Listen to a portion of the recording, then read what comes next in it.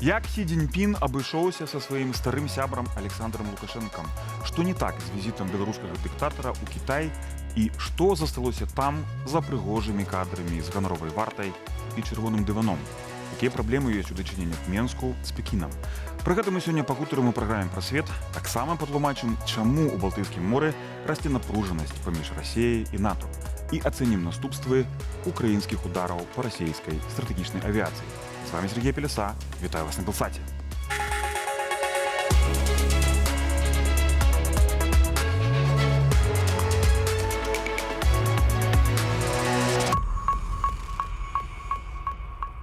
А са мною ў студыі наш госць Андрей Казакевич, доктар палітычных навук і дырэктар Інстытуту «Палітычная сфера». Прывітанне, Андрей. Вітаю. І мой калега Зміцер Міцкевич, аўтар рубрыкі «Лінія фронту». Прывітанне, Зміцер. Вітаю. Андрей, да вас першае пытанне. Візіт Лукашэнкі ў Кітай прадставілі як паездку на сямейны абед да прэзідэнта Сі. На вашу думку, ці сапраўды вось гэты сямейны абед, про які казаў вам Васіль Снапкоў, гэта была сапраўдная мэта візіту? Ну, трэба разумець, што ў беларуска-кітайскіх адносінах вельмі вялікі элемент гэта піар. То есть, калі кажуцца прыгожыя словы, распавядаюцца цікавыя гісторыі, але гэта вельмі рэдка ператвараецца ў значныя, да, вот, па мерах Беларусі праекты. Таму складваецца ўражанне, што беларускія ўлады з гэтага візіту па максімуму хацелі выціснуць, і самае каштоўнае аказалася менавіта такая вот піар-акцыя. Прадэманстраваць, што высокі ўзровень кантактаў захоўваецца, што Кітай прызнае Александра Лукашенко ў якасці прэзідэнта, што няма праблемаў для прагрэсу ў стасунках і гэтак далей. Але некага зместу мы не пачулі. І гэта ўжо не першы раз на самой справе, калі мы кажам пра сустрэчы ці ўвогуле супрацоўніцтва паміж Кітаем і Беларусю. Зміцер, вось Андрей кажа пра то, што Кітай пацвердзіў, што, маўляў, прызнае Лукашенка як прэзідэнта. Цікава, што Сі Цзіньпін павіншаваў. Прайшло шмат месяцаў. Навошта цяпер віншаваць? Вось, это што, проста нагода была асабістая сустрэча? Як ты вось бачыш гэту паездку агулам? І вот гэта віншаванне, а такога мяне вось трошкі пакаробіла, што ён яго так віншуе. Я учора таксама, калі рыхтаваўся да праграмы, вот глядзеў усе гэтыя навіны, чытаў усе гэтыя дачыненні, таксама выказванні там кітайскага боку, які на ўсё гэта ацэньваюць. І мне проста прыгадалася з дзяцінства такая прымаўка: «Дай паехаў в Кітай». І вось гэта якраз было вот роўна яно, што Лукашенко паехаў в чарговы раз штосьці адтуль атрымаць, каб нешта далі. Падобна, што гаворка якраз велася пра нейкія, можа быць, зноў ажыўленне тых эканамічных праектаў. Таму што мы некалькі разоў і таксама апошнімі днямі чулі вось гэта, ну вот не атрымалася рэалізаваць гэты праект з той же самай чыгункай. Да? Таму што для кітайцаў таксама гэта было, в прынцыпе, лагічна. Сабраныя кітайскія тавары, якія паедуць в Европу з Беларусі, ну, вось, собственно, для гэтага гэта інвестыцыі рабілася. І таму падобна, што яны таксама незадаволеныя тым, што адбываецца. І бачна, што Лукашэнку трэба было, ну, чарговы раз нешта запытацца, ну, давайте, можа, яшчэ штось зробім. А можа, мы нейкім чынам яшчэ можам быць карысныя. Таму што яму рэальна патрэбна атрымаць, акрамя вось гэтага віншавання в перамозе ў гэтых званых выбарах, нейкую рэальную, так бы мовіць, плюшку, якая яму паможа таксама, ну, вот перад Пуціным неяк паказаць, ну, вот глядзі, мы ж нейкія стратэгічныя праекты рэалізоўваем, бо пакуль прадэманстраваць няма чаго. Так, Андрей, вы хочаце нешта дадаць? Да, я хацеў дадаць наконт віншавання. Ну, трэба сказаць, што гэта важны элемент стасункаў Беларусі і з Кітаем, таму што можна ўзгадаць, што беларускія ўлады дамагліся, каб Сі Цзіньпін павіншаваў Лукашенка першым у 2020 годзе, а яны таксама дамагліся таго, каб было зафіксавана прызнанне вынікаў рэферэндума 2022 года Кітаем. Гэта было зафіксавана ў дакументах. І гэта, ну, як бы частка таго, што адпрацоўвае Беларусь у стасунках з Кітаем, гэта агучванне, прызнанне легітымнасці Лукашенка. Напэўна, гэта важна, асабліва улічваючы крызіс стасункаў з Захадам і праблемы з легітымнасцю ў Еўропе, ў Злучаных Штатах. Так, мы зараз працягнем гэту размову, але перад тым прапаную зірнуць яшчэ раз назад вось на гэты візіт, які учора скончыўся. Больш падрабязнасцей паездкі Лукашэнкі ў Кітай. Лукашэнку замарынавалі па-пекінску. Прапаганда цешыцца, ён 15 раз наведаў Кітай. Візіт вымучаны, анансаваны даўно, яго доўга не маглі рэалізаваць. Радасць ад паездкі псуе факт, што Лукашэнку прымушалі чакаць. Амбасадар Снапкоў наогул казаў, што Лукашенко прилетел на семейный обед. Товарищ Си в апошні дзень все-таки принял Лукашенко. Обменялись ритуальными заявами и все. Что хавалася за каменным тваром Си Цзіньпіна? Падрабязней Наста Іліна. Лукашенко спрабаваў напрасіцца ў госці да Сі на пачатку гэтага году перад сваімі так званымі выбарамі. Але тады ў лідара КНР не знайшлося часу. Цяпер кіраўнік Кітаю час знайшоў. Што праўда, Лукашенку 2 дні пратрымалі ў сенцах, дзе ён паспеў усе вочы праглядзець. Такім чынам, візит быў выключна дзеля таго, каб памалявацца перад камерамі, казаць, вось я ўжо 15 раз там. Усе казалі, ё-маё, ён 15 раз там. І вось тое, што ён моўчкі адсидзеў там 2 дні, гэта вельмі нагадвае традыцыйную, скажем так, забаўлялку кітайскай дыпламатыі, вядома, яшчэ з даўніх часоў, калі надакучлівых гасцёў так пакідалі ў ізаляцыі і неведанні на пэўны час. Вось, потым на некаторы час дапускалі там да вышэйшай асобы і адпраўлялі куды падалей. Канешне, Беларусь цікава для Кітаю, але не да такой ступені, каб часта бачыць перад сваімі вачыма Лукашэнку і радавацца ягоным візітам. Ды і Лукашенко выціснуў сябе перад сваім полам, які вазіў з сабой, што сустрэча была хутчэй сямейным обедом. Особо не афишируем там наши встречи с нужными для нас людьми, которые готовы с нами работать. Как Си Цзиньпин говорит, старый мой друг, говорит, что надо делать все быстро, иногда спокойно, но тихо. Так мы и работаем. Нормально, это такая своеобразная встреча, семейная встреча в узком кругу. Сваю някроўную сям'ю кіраўнік камуністычнай партыі Кітаю сустрэў у адной са сваіх рэзідэнцаў. І як дзядуля Мао пахлопаў па плячы паследка Лукашэнкі Мікалая. Сказаў яму адно слово па-расійску, хаця Коля нібыта добрая валодае кітайскай. Привет! Лукашенко пеў дыфірамбы кітайскаму кіраўніку, бо Сі, як і Пуцін, гаранты ягонай так званай легітымнасці. Да ўсяго паклоны ў бок кітайскага цмока дазваляюць манеўраваць на поле бою з Пуціным, прынамсі намякаць па-ўсходняму пра нейкую там суверэннасць сатрапа. Уважаемый председатель, я очень ценю ваше дружелюбие. Оно подчеркнуто тем, что вы пригласили меня в свой дом. Я вам очень благодарен и, естественно, буду ждать вас в своем доме. Меня также удивляет до сих пор, хотя я 15-й раз в Китае, и у меня 30-летний срок сотрудничества с Китайской Народной Республикой, удивляет и поражает ваше отношение к гостям. Яшчэ Лукашенко скардзіўся на праблемы з санкцыямі, падобна апраўдваўся за нерэалізаваны праекты, якія так гучна анансаваліся раней, ажно да пабудовы спецыяльнай чыгункі для экспарту кітайскай прадукцыі з Беларусі ў еўразвяз. Беспрецедентное давление со стороны Запада на нас, прежде всего на Китайскую Народную Республику. И сегодня взоры многих государств, как и Беларуси, обращены к вам, в Пекин. Уважаемый председатель, 5 лет назад еще говорили так: если Китай выдержит, значит планета будет уравновешена и будет существовать. Цікава, Кітай, як ніхто іншы, зарабляе на тым, што Расія і Беларусь пад санкцыямі. Прафіцыт гандлю КНР з Беларусю летась вырас амаль на 48%. Так, экспарт аўтамабіляў, лічбавых тэлевізараў і пральных машын з Кітаю значна перавысіў кітайскія закупкі беларускіх тавараў, у тым ліку сельскагаспадарчых угнаенняў. Няма тэмы абмеркавання на гэтых сустрэчах. Спрабуюць казаць пра з беларускага боку, пра рост там узаемнага гандлю, дэманструюць вялікія лічбы ёсць, толькі не агучваюць баланс гэтага гандлю. ён супер неспрыяльны для Беларусі.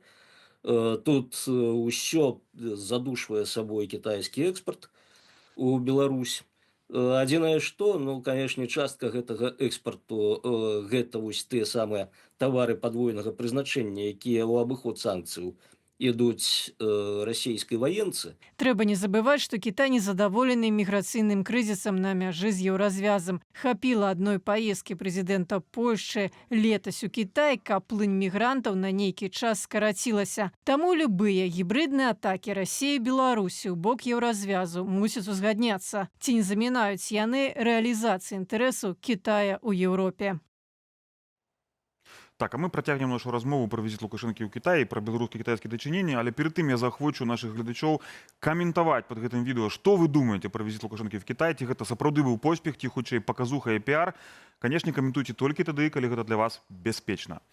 Андрей, надакучлівы госць, так Евген Красулін накрэсліў, надакучлівы госць. Сапраўды гэта так і выглядае. Лукашенка анансаваў візіт у Кітай яшчэ на пачатку года перад так званымі выбарамі. Так, зразумела чаму, каб прапіарыцца. Прайшло больш 5 месяцаў, ну ці роўна 5 месяцаў. Так, больш 5 месяцаў, амаль 6. Ці ёсць нейкія прычыны, чаму гэты візіт так доўга адкладалі і ці Кітай быў чымсьці незадаволены? Ну, я не маю никаких инсайтов, и, конечно, мы не можем казаць про ўсе дэталі, але выглядае на тое, што просто спрабавалі яго чымсьці напоўніць. Потому что визит нормальный мусіць прадугледжваць падпісанне дакументаў, запуск праектаў, ну, ён мусіць мець нейкі сэнс. Ну і складваецца ўражанне, што проста гэтыя 5-6 месяцаў просто спрабавалі яго чымсьці напоўнілі, то есть нейкія сустрэчы былі, але ну, мы не бачым нічога. Абед быў, все-таки абед быў. Ну, абед быў, але былі яшчэ сустрэчы з іншымі людзьмі, зноў жа мы не ведаем, да, з кім, і можа быць сапраўды там адбываліся нейкія прарывы, але мы можам казаць толькі пра тое, што мы бачым на лічбах, да, супрацоўніцтва Беларусі і Кітая, што мы бачым у досведзе супрацоўніцтва апошніх 30 год, і нічога такога значнага, прарыўнога апошні час не было. Здаецца, што ўсё уперлася ў тое, што проста патэнцыял Беларусі, вот той мадэлі, да, эканамічнай, якая ёсць у Беларусі, асабліва ўлічваючы санкцыі, вось гэты патэнцыял, ён уперся ў нейкую столь, і няма нейкіх магчымасці нешта новае запусціць. Так, Зміцер, мы вельмі любім з табой аналізаваць вось гэтыя, як бы, дэманстратыўныя, яўныя, як бы, сімвалы, жэсты таго, як гэта адбываецца. І тут цікава, натуральна, то, па-першае, як Лукашенка сидзеў. Ён быў такі нахілены в кірунку Сі Цзіньпіна. Сі Цзіньпін быў развалены, ён гаспадар у сябе дома, ён на расслабоне. Але мне звярнула увагу вось што Лукашенку прынялі на чырвоным дыване, так? Ну, як бы, мы ведаем, што не ўсіх лідараў прымаюць, нават больш уплывовых заходніх лідараў кітайцы не прымаюць на чырвоным дыване, тым падкрэсліваючы іх на статус. Тут быў чырвоны дыван, ганаровая варта, так? Ці гэта поспех рэжыму в сэнсе піар, не в прагматычным, але в піараўскім, як ты думаеш? Я думаю, што гэта проста хутчэй таксама дэманстрацыя таго, што ну гэта ж наш. Да? Што яны разумеюць, што ў прынцыпе Лукашенка гэта той чалавек, які да іх ставіцца прыхільна. Шмат у чым па сутнасці, калі мы кажам пра нейкую там ужо фармацыю, да, вось такой восі зла, так бы мовіць, якая вымалёўваецца цяпер у свеце, што наўпростава ён там і ўдзельнічае і залежыць. Ну і таму трэба паказваць, што ўсё ж такі вось, глядзіце, гэта таксама чалавек, з якім мы маем добрае дачыненне. Хоць там можа не ўсё атрымліваецца в эканамічным плане, але ну як бы фармальна гэта такая дэкларацыя. Проста для кітайцаў, для саміх все гэтыя сімвалы вельмі важныя. І таму, ну, зноў жа, толькі Беларусь і Пакістан у кітайцаў маюць вось гэты статус жалезных братоў, пра якіх вот мы калісьці ўзгадвалі. І таму гэта, ну, зноў жа, такая дэманстрацыя. Ну, хоць вот нешта, да, мы ўсё ж такі разумеем, што гэта для нас дэкларавана важны партнёр, хоць і вялікага прыбытку ад яго зараз не атрымаеш. І насамрэч тое, што Лукашенка там апраўдваўся, што, ну, вот глядзіце, там жа санкцыі, але ад санкцый пакутуем нібыта не толькі мы, але і вы. Гэта спроба прыціснуцца неяк да гэтага кітайскага досведу і паспрабаваць в чарговы раз нешта атрымаць ад Китая в тым плане, што ўсё ж такі мы ў адным чоўне плывем, што вось і на вас амерыканцы санкцыямі ціснуць, а яны ціснуць. І супраць нас тут нешта дзейнічае, можа таму гэтыя праекты не атрымліваюцца. І ён проста спрабуе гэта абгрунтаваць і відавочна, што шукае нейкай такой магчымасці атрымаць нейкую і маральную падтрымку, так бы мовіць, але ў той жа момант і матэрыяльную, можа быць рэалізацыю чагосьці лакальнага, альбо можа быць і ваенных тэхналогій, пра якія таксама, я думаю, мы пазней сёння пагаворым. Так, Андрей, дазвольте я яшчэ раз працытую заяву Лукашэнкі, якая прагучала в нашем сюжете, бо мне здаецца, она тут ключевая для разумения того, что там адбывалася. Мы асабліва не афішуем наши сустрэчы з патрэбнымі нам людзьмі і которые готовы з намі працаваць. Як кажа Сі Цзіньпін, мой стары друг, ён кажа, што трэба все рабіць хутка, часам спакойна, але ціха. Мы так і працуем. Што гэта за ціхая, спакойная праца, хуткая, якая вядзецца там за кулісамі? Ясна, што мы не ведаем гэтага. Але чаго гэта можа тычыцца? Можа быць, выхаду, напрыклад, беларускіх вытворцаў на кітайскі рынок, што з'яўляецца праблемай. Таму што мы бачым, што баланс гандлю не на карысць Беларусі, ён на карысць Китая. Я скажу, што мой досвед аналізу знешняй палітыкі розных краін паказвае, што калі кажуць пра нешта закрытае, таемнае і так далей, то ў адсотках 70-80 гэта значыць, што там нічога няма. Хаця я зноў жа не выключаю. Толькі я не разумею, навошта гэта прэзідэнт вядзе гэтай перамовы з нейкімі невядомымі ці патрэбнымі людзьмі. Калі гэта размова ідзе там пра канкрэтныя праекты, напрыклад, пра гандаль, пра тарыфы, пра доступ да кітайскага рынку, можа быць, нейкія сумесныя праекты індустрыяльныя. Для гэтым мусяць займацца профільныя міністэрствы, для гэтага ёсць урад і вялікая колькасць іншых спецыяльна навучаных людзей. Навошта для гэтага прэзідэнту быць 2 дні? Это дзіўна, таму што звычайна все-таки прэзідэнт мусіць сустракацца з людзьмі свайго ўзроўню. І ў гэтым, прынцыпе, і ягоная функцыя ў знешняй палітыкі. А все астатняе ён дэлегуе. Тут крыху па-іншаму все выглядае, таму сапраўды как-то я цяжка уяўляю, як Лукашенко вядзе перамовы пра тарыфы, напрыклад, там на нейкую прадукцыю. Таму што ён проста, я думаю, що не в тэме нейкіх дэталяў. І, конечно, напэўна, асноўнае, што хацела беларускі бок зараз атрымаць, адно з таго, што вельмі важна, гэта як ты правильно узгадаў, гэта доступ да кітайскага рынку, таму што ёсць шмат абмежаванняў, ёсць шмат розных праблем з гэтым. Але мы зноў жа не бачым дынамікі ў гэтым, таму што Беларусь, нягледзячы на ўсе дэкларацыі, не мае пагаднення пра вольны гандаль, напрыклад, з Кітаем, як гэта мае Сербія якая-небудзь, і многія іншыя краіны. І хутчэй за ўсё ўпіраецца ў тое, што сама Беларусь не гатова здымаць многія абмежаванні, таму што гэта пагражае сур'ёзнай канкурэнцыі на беларускім рынку. Таму перспектыва такого доступу, некого прорыву на китайский рынок, не выглядае як вельмі верагодная. У меня складаецца такое ўражанне, што Лукашенко в некаторым сэнсе, Зміцер, дзейнічае по таким шаблоне. То есть расійскі шаблон ён накладае на Кітай. Наколькі гэта магчыма?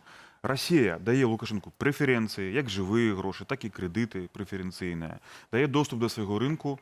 І в гэтай сітуацыі, калі у выніку вайны, у выніку удзелу ў агрэсіі, шмат такія рынкі закрытыя, хаця б украінскі. Да вайны это было амаль 7 мільярдаў долараў з Украіны. Цяпер амаль што 0. Ці 0. Можа быць, праз нейкіх там трэція дзяржавы. Як это кампенсаваць? Патрабаваць ад Китая падобна як ад Расіі. По такой аналогіі, мама дае мне грошы, тата дае мне таксама, А гэта не працуе, таму што няма ні інстытуцыяў, ні арганізацыяў. ШОС гэта не там саюзная дзяржава ці там мытны саюз, гэта іншае. Там гэта не працуе, але ён б'ецца галавой аб гэту кітайскую сцяну. Цяпер мне такая аналогія прыйшла. Лукашенко б'ецца галавой аб кітайскую сцяну і нічога з гэтага асабліва не атрымліваецца. Вернемся крыху ранее. Перед визитом Лукашенко ў Кітай прилетаў у Менск віцэ-прэм'ер Люга Джун. По дарозе з Женевы залетеў на некалькі дзён у Менск. І тады Лукашенко яму сказаў, і гэта відэо паказалі, што ёсць там нейкія складанасці ёсць. Што гэта могуць быць за складанасці? Мы часам іх узгадваем, Змітер. Што тобі ўзгадваецца з складанасцю, які ёсць вось паміж Менскам і Кітаем? Ну, тут зразумела то, што асноўная складанасць гэта тое, што Лукашенко не стаў тым партнёрам, на якога Кітай разлічваў, таму што яны бачылі Беларусь як такую браму в Европу. І мне здаецца, Лукашенко до конца не разумее, чаму кітайцы на яго злуюцца. Паколькі яшчэ з тых часоў, калі вот толькі там пачыналіся гэтыя санкцыйныя гісторыі супраць яго, то Лукашенко таксама казаў вот там кітайцам, што вось, глядзіце, Беларусь гэта вялікая брама на вялікі рынок Еўразійскага звязу. А навошта кітайцам заходить на рынок Евразийского звязу праз задние дзверы, калі яны могуць праз парадную зайсці праз Расею. І адкуль яны таксама выціскаюць Беларусь? Хто выціснуў лукашэнкаўскія, беларускія трактары з расійскага рынку? Хто выціснуў таксама МАЗ, аўтобусы выціскае з расійскага рынку? Гэта все робяць кітайскія кампаніі. Да ладно, толькі гэта сельскагаспадарчую прадукцыю таксама. То бок вось гэта вытворчасць. І адзінае па сутнасці тое, што зараз Беларусь в Кітай можа пастаўляць, гэта ежа. Таму што астатнія яны банальна не могуць канкураваць. Таму што якасць прыблізна тая самая, а кошт у разы вышэйшы. І тут ёсць праблемы. І зразумела, што Кітай таксама незадаволены, бо яны бачылі, што вот Беларусь можа стаць гэтым хабам. Калі ж будаваўся гэты вялікі камень.